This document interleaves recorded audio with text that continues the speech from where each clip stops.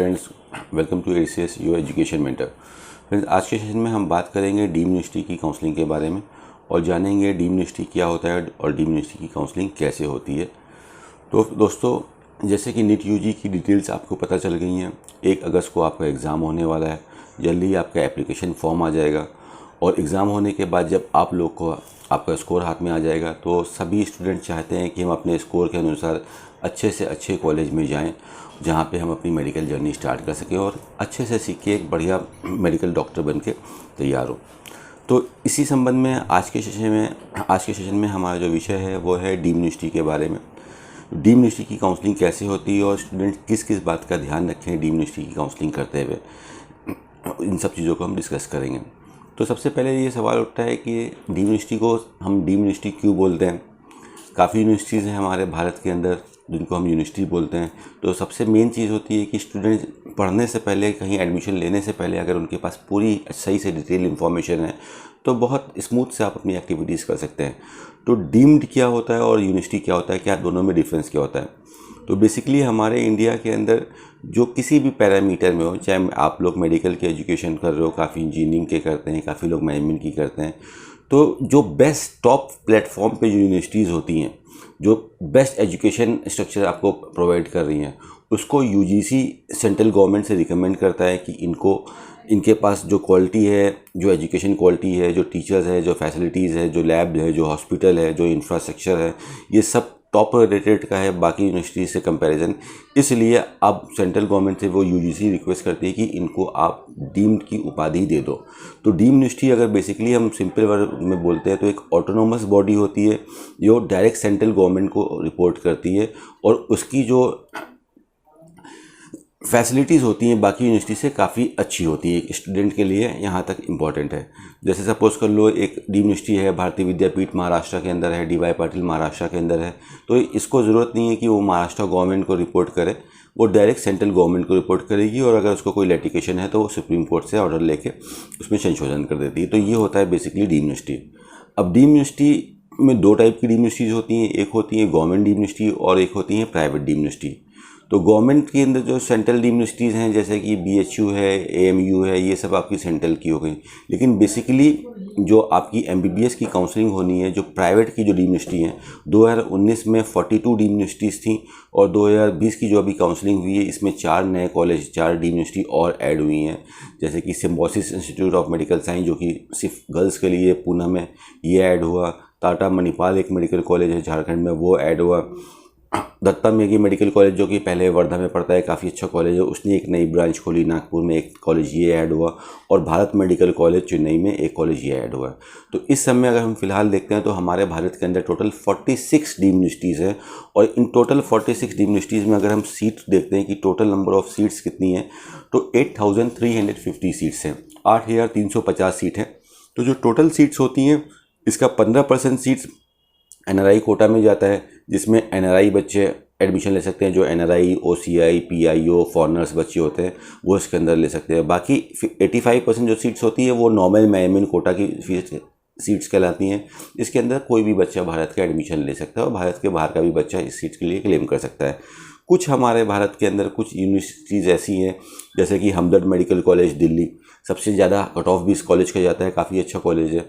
हमदर्द medical college हो गया आपका दिल्ली का, और आप एनोपोया मेडिकल कॉलेज हो गया आपका मैंगलोर कर्नाटका के अंदर, सुमनदीप मेडिकल कॉलेज आपका वडोदरा गुजरात के अंदर हो गया। ये सारे कॉलेज कम्युनिटी बेस्ड कॉलेज है, यानी कि एनोपोया और हमदर्द मेडिकल कॉलेज मुस्लिम कम्युनिटी के बच्चों को रिजर्वेशंस देते हैं, आधी सीट्स उनको देते हैं, और आपका सुमनदीप मेडिकल कॉलेज वडोदरा वाला जैन माइनॉरिटी को देता है।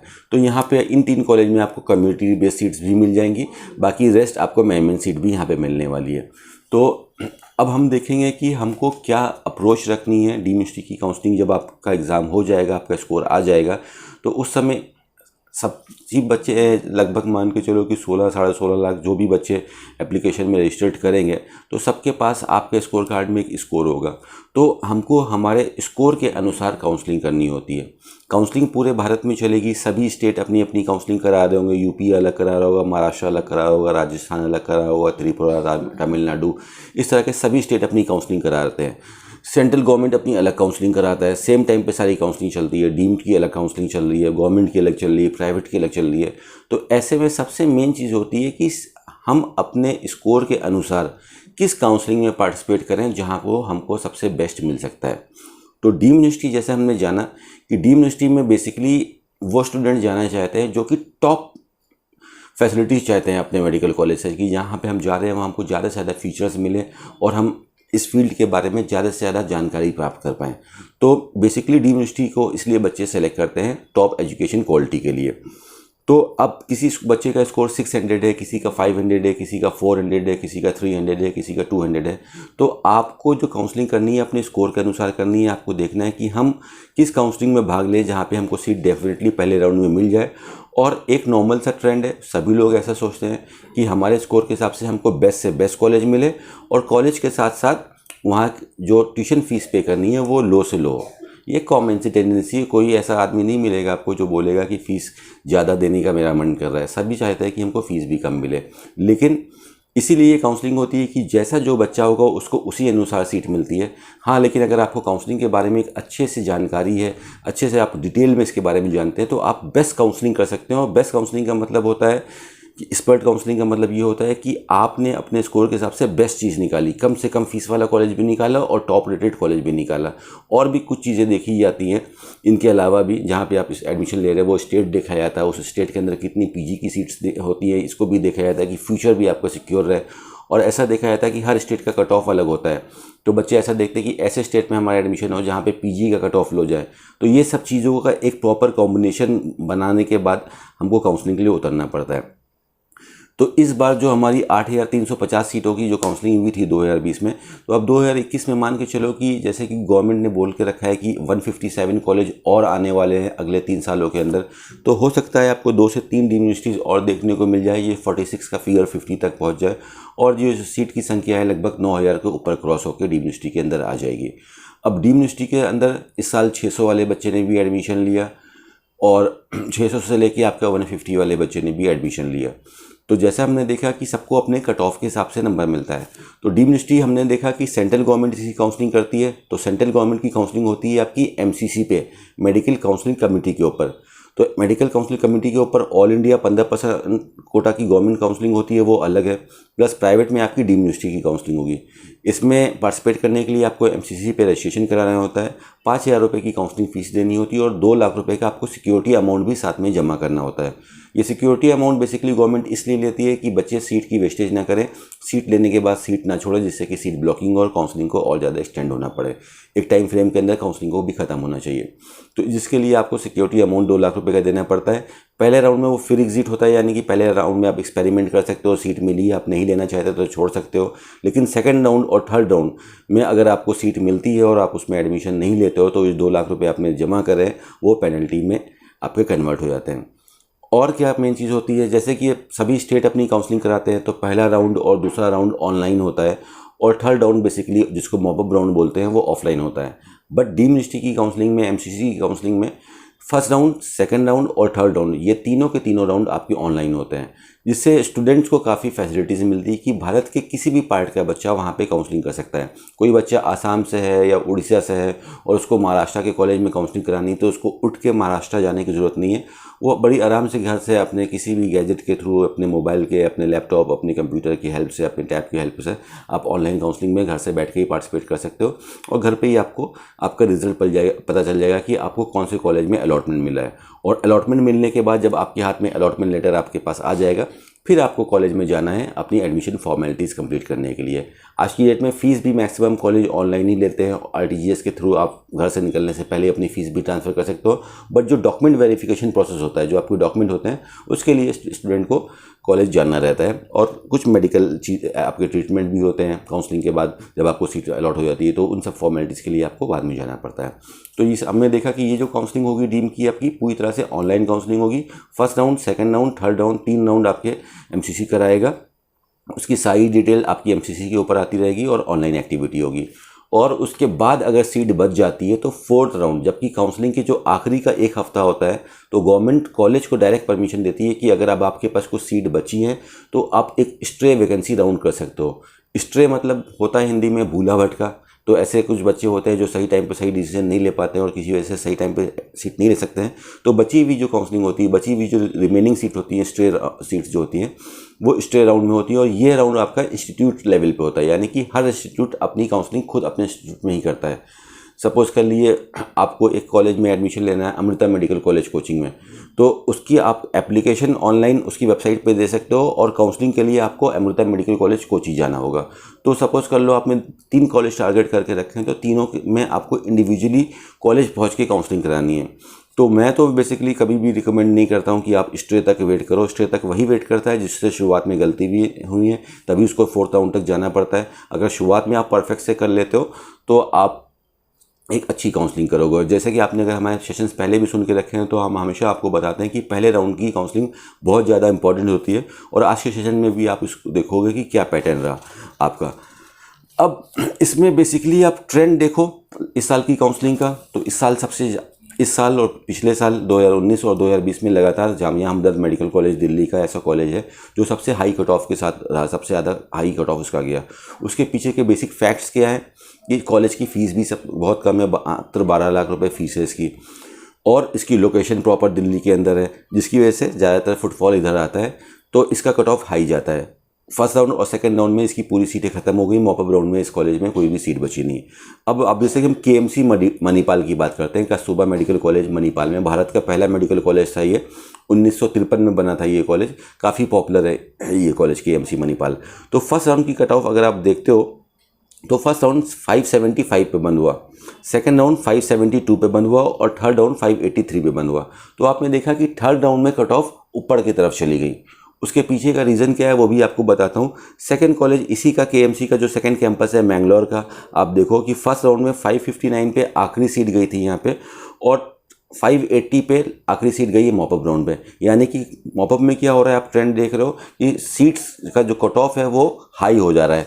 एक मेन रीज़न ये है कि मॉपअप राउंड तक पहुँचते पहुँचते सीटों की संख्या भी काफ़ी कम हो जाती है, सीट कम हो जाती है, तो फाइट हाई हो जाती है।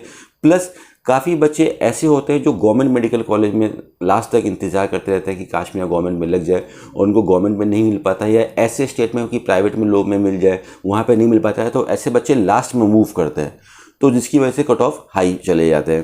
तो फ्रेंड ये ट्रेंड चलता है। जैसे हम सिम्बोसिस कॉलेज की बात कर रहे थे, सिम्बोसिस पर अगर हम देखते हैं तो फर्स्ट राउंड में 535 और लास्ट राउंड में 586, तो हमने देखा कि 50 नंबर हाई जा रहा है लास्ट में। तो ये चीज़ सभी मेडिकल कॉलेज में चलता है। अब हम इसमें और जानते हैं कि क्या चीज़ देखनी चाहिए। अब जैसे डीम्ड यूनिवर्सिटी की बात करते हैं, तो डीम्ड यूनिवर्सिटी में हमारे भारत के अंदर 12-13 डीम्ड यूनिवर्सिटीज़ ऐसी हैं जिनकी फ़ीस 10 लाख, 12 लाख, 14 लाख, 15 लाख, 16 लाख तक है। तो यहाँ तक की जो फीस के जो कॉलेज हैं, इसके ऊपर ज़्यादातर स्टूडेंट का फुटफॉल रहता है। ज़्यादातर स्टूडेंट यही चाहते हैं कि हमको कम से कम फीस वाले कॉलेज में मिले, तो इसी वजह से इनका कट ऑफ हाई रहता है। बट इसके बाद जैसे हम 18 लाख की फ़ीस पे 20 लाख की फ़ीस की बात करते हैं, तो इसका कट ऑफ थोड़ा सा नीचे चला जाता है। लेकिन कुछ कॉलेज भारत के अंदर ऐसे भी हैं, जैसे भारतीय विद्यापीठ डीम्ड यूनिवर्सिटी है पूना की, काफ़ी अच्छी, बहुत अच्छा ब्रांड है, काफ़ी अच्छा पुराना कॉलेज है। अमृता मेडिकल कॉलेज है कोची का, इनकी फ़ीस 20 लाख रुपए है, 20 लाख से ऊपर चली जाती है अगर एक्स्ट्रा कॉस्ट को जोड़ते हैं तो। लेकिन तब भी इनका कट ऑफ एक हाई साइड पे बना रहता है, लगभग 400-380 के आसपास बना रहता है। इसके पीछे का रीज़न ये है कि कॉलेज का एम्बियंस काफ़ी अच्छा और काफ़ी अच्छा प्लेटफॉर्म है ये सब। तो केवल फीस ही नहीं, मल्टीपल फैक्टर्स रहते हैं जिसकी वजह से कट ऑफ डिसाइड होती है।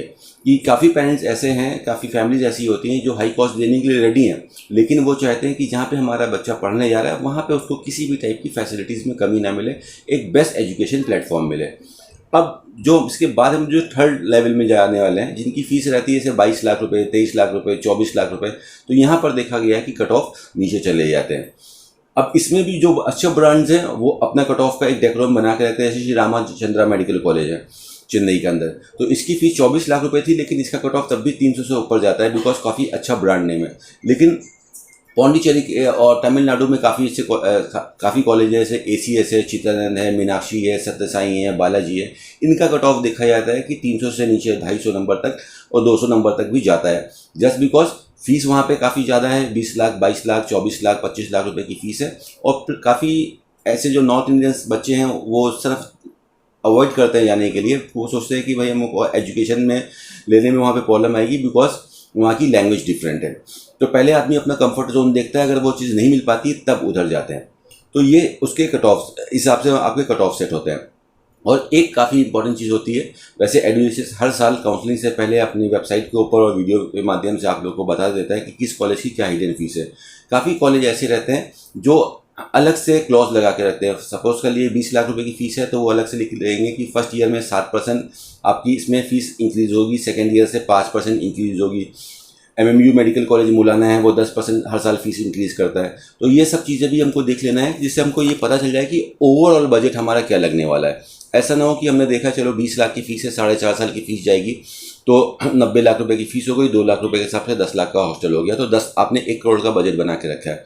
लेकिन जब आप एडमिशन लेने पहुंचे तो आपको पता चला कि आपने सही कैलकुलेशन नहीं किया था, इसमें हिडन चार्जेस भी थे और एनुअल इंक्रीमेंट भी था, तो आपका बजट आ रहा है 1 करोड़ 12 लाख, जिससे कि प्रॉब्लम होती है। पेरेंट्स को एकदम से शॉक लगता है, वो पहले से मेंटली प्रिपेयर्ड नहीं रहते हैं। तो इन सब चीज़ों को आपको थोड़ा सा डिटेल से देख के चलना है कि किस कॉलेज की क्या फीसेस रहती हैं और उसके हिडन चार्जेस आपके क्या हैं और टोटल आपका बजट क्या जाएगा।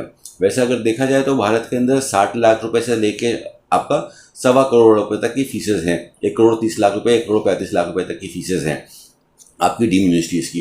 तो उसका बेसिक सा ये रीज़न रहता है, एक नेचुरल फॉर्मूला चलता है कि नीट के नंबर जितने ज़्यादा आपकी फ़ीस उतनी कम, नीट के नंबर जितने कम आपकी फ़ीस उतनी ज़्यादा। इस फॉर्मूले पे काउंसलिंग चलती है। लेकिन इसके अलावा भी काफ़ी अलग अलग चीज़ें रहती हैं, कॉलेज का बैकग्राउंड, कॉलेज कितना पुराना है, किस सिटी में है, जिससे भी कट ऑफ के ऊपर फ़र्क पड़ता है। इस वीडियो के लास्ट में डिस्क्रिप्शन में हम PDF लगा देंगे, जिसमें आपको 2020 की जो काउंसलिंग हुई थी, सभी कॉलेज के में कितनी सीट्स हैं, किस साल वो कॉलेज इस्टेब्लिश हुआ है, क्या उसकी टोटल ट्यूशन फीस है, उसका क्या कट ऑफ गया था, वो सारी डिटेल्स आप देख लें, जिससे कि 2021 की काउंसलिंग आपकी एक आसानी से हो सके। तो ये पैटर्न पे आपको चलता है। और सबसे मेन चीज़ हम इसमें नोट करने वाली है कि सही टाइम पे सही काउंसलिंग आपको करनी है, यानी कि राउंड नंबर फर्स्ट में अगर आप सीट निकाल लेते हो तो सबसे बेस्ट आपकी काउंसलिंग होती है फ्रेंड। तो ये सब कुछ इंपॉर्टेंट चीज़ थी डीम्ड यूनिवर्सिटी की काउंसलिंग के लिए। तो डीम्ड यूनिवर्सिटी, जैसे कि हमने शुरुआत में देखा कि डीम्ड यूनिवर्सिटीज़ वो यूनिवर्सिटीज़ होती हैं जो कि सबसे बेस्ट प्लेटफॉर्म रहते हैं प्राइवेट के अंदर इंडिया में। तो बेसिकली स्टूडेंट इसलिए डीम्ड यूनिवर्सिटी को प्रीफर करते हैं। तो इस बार जब आप अपने नीट का स्कोर कार्ड आपका आ जाए और आप 2021 की काउंसलिंग कराएं और डीम्ड यूनिवर्सिटी में एडमिशन लेने जाएं, तो ये सब बात का ध्यान से रखें, जिससे आप अच्छे से काउंसलिंग कर सकें। EduAccess का ये प्लेटफॉर्म आपको काउंसलिंग से संबंधित सभी जानकारी देता रहता है। आज आप ये डीम्ड यूनिवर्सिटी का सेशन देख रहे हो, और अब 2021 के जितने भी स्टेट्स हैं, हमारे 29 स्टेट्स की जो काउंसलिंग होती है, जम्मू कश्मीर, राजस्थान, उत्तराखंड, महाराष्ट्र, सारे स्टेट्स, यूपी, बिहार, सारे स्टेट के आप 1-to-1 सेशन आपको यूट्यूब के हमारे चैनल के ऊपर मिल जाएंगे। और हमारा जो वेबसाइट है eduaccess.com, इसके ऊपर भी आपको सारे स्टेट का सारा मैट्रिक्स मिल जाएगा, किस स्टेट में क्या कॉलेज है, कितनी सीट्स है, कितना उसका कट ऑफ जाता है। ये सब चीज़ आपको eduaccess के वेबसाइट के ऊपर भी मिल जाएगा, टोटल फ्री ऑफ कॉस्ट।